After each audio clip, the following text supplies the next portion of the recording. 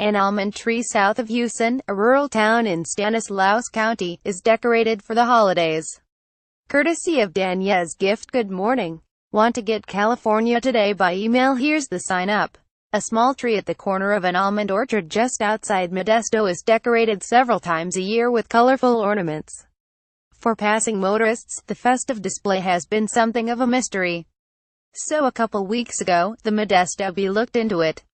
The tree, it turns out, was cherished by a little girl named Danielle, the daughter of the orchard's owners. For whatever reason, the tree had failed to thrive, and David Genzoli, Danielle's father, planned to rip it out. But Danielle protested. She was a nature girl and just loved the trees, Kimber Genzoli, Danielle's mother, said by phone this week. So it became their project to save this little tree. She called it her Charlie Brown tree. Then in 2005, Danielle was killed in a car crash at the age of 16. As Christmas approached that year, the family didn't have the heart to celebrate.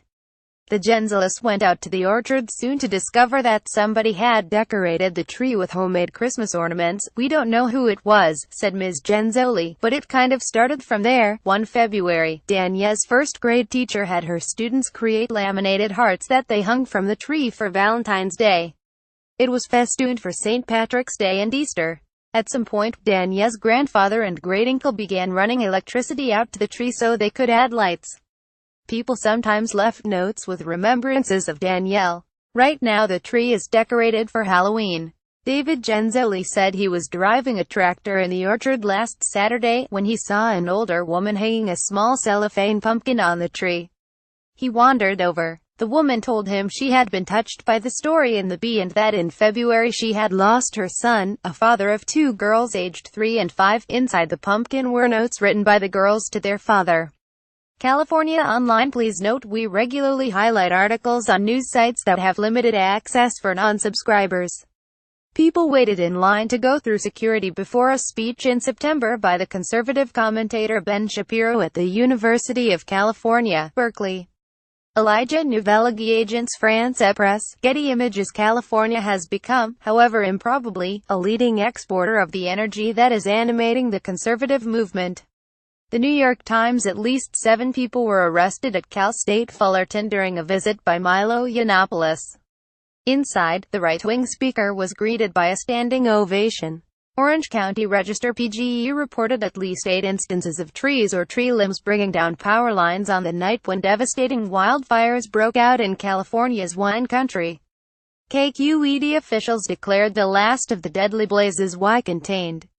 The Press Democratic Senate Judiciary Subcommittee convened a hearing on Tuesday about Russia's campaign of election interference with executives from Facebook, Twitter and Google. Eric Thayer for the New York Times. On Capitol Hill, Facebook, Google and Twitter acknowledged their role in Russia's influence on the presidential campaign. In a heated exchange, Senator Al Franken asked Facebook to reject political ad purchases in foreign currencies. The New York Times. Taxes on cannabis in California may reach as high as 45%, according to a Fitch Ratings report. CNN officials said a distraught parent held a teacher hostage 4 hours at a Riverside elementary school before being fatally shot by the police. The Associated Press. Kenley Jansen reacted after striking out Carlos Beltran of the Astros to end the game. Mark J. Terrell. Associated Press. Game 7. The Los Angeles Dodgers will host the Houston Astros in a winner-take-all game for the World Series championship on Wednesday. The New York Times. Michael Tilson Thomas, who helped spur American Classical's westward expansion, will step down as director of the San Francisco Symphony. The New York Times. The artist Andrea Zittel left an art career in New York for a lone stucco house on the edge of ghostly Joshua Tree National Park. Her art involves an intense examination of what it means to live.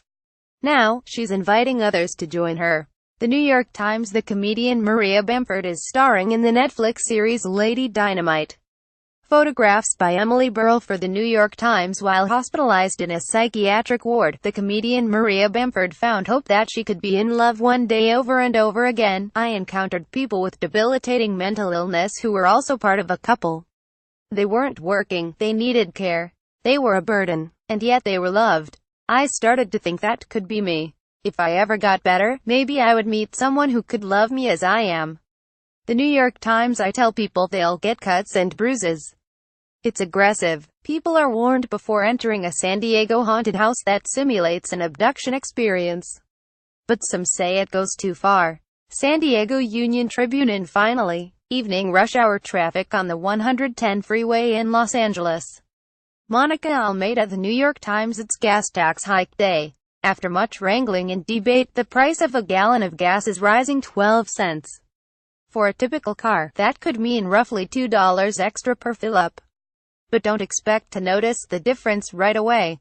As it happens, the tax increase is happening on November 1st, the same day that California gas stations switch each year to a cheaper winter blend of gas. The cost of a gallon of gas typically drops as much as 10 cents with the changeover, said Jeffrey Spring, a spokesman for the Automobile Club of Southern California, which opposed the gas tax. From the consumer's point of view then, the tax hike may appear to be cancelled out. I don't know if they timed it this way, Mr. Spring said. But it's smart. The tax increase is part of legislation intended to raise more than $5 billion a year over the next decade to help fix the state's roads and bridges. Gov. Jerry Brown signed it in April. But the wrangling may not be over. Republican leaders are fighting hard to dismantle the law. California Today goes live at 6 a.m. Pacific Time weekdays. Tell us what you want to see today at nytimes.com. The California Today columnist, Mike McFate, is a third-generation Californian, born outside Sacramento and raised in San Juan Capistrano. He lives in Los Osos.